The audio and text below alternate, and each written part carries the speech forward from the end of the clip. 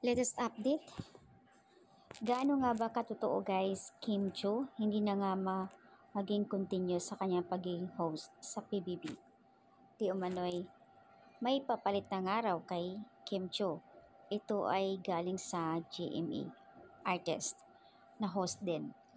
I think nagiging usap-usapan si Iya Villana, isa din yan, or si Julian San Jose ang magiging host.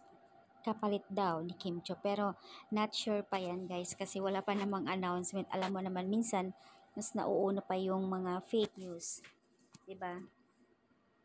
So ayan na nga ang komento naman ng iba na siguro nga baka dahil focus ang Kim Pao sa promotion nila dahil nga malapit na ang kanilang movie.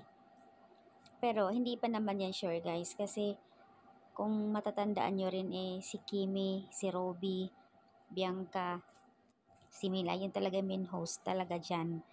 And then kung mayroong mang ipapalit, siguro, di natin sure ha, siguro nga baka si Alexa yung kapalit doon sa, or dagdag na siguro sa GMA. Marami kasing lumalabas ngayon haka-haka na si Kimi nga raw ang aalisin. Hindi raw si Alexa, si Kimi raw kasi may movie nga sila. Dapat daw focus si Alexa sa kanyang movie. Ito may nagbigay komento.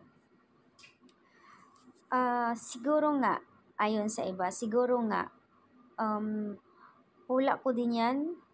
Kasi promote lang siya muna ng Kim Pao movie. Sobrang busy lang talaga, conflict. Napakaraming schedule ni Kimi, mall tours, and out of town promotions nila ni Paolo. So, babalik din siya sa ASAP and Showtime, PBB, at hindi siya ma-overexpose. Good luck, Kim Pao. Kung if ever na for the meantime, papalitan good for 3 months lang naman, siguro hindi naman masama para din bigyan ng time ng Kim Pao ang kanilang movie. Mababawasan ng isang host ng PBB. Kung hindi raw si Alexa, si Kim Cho. Si Alexa na naman din kasi busy din siya. Meron siyang dalawa, may movie sila, and then meron din siyang kasama si Rico Blanco sa theater. So, yan ang update guys. Not sure pa kung talagang si Kimi nga ba ang maalis or madadagdagan ng host from GMA. Sana hindi. Sana walang mabawas sa kanila kasi para mas maganda. Siguro kung may madagdag man sa kabila sa GMA, baka isa nga lang.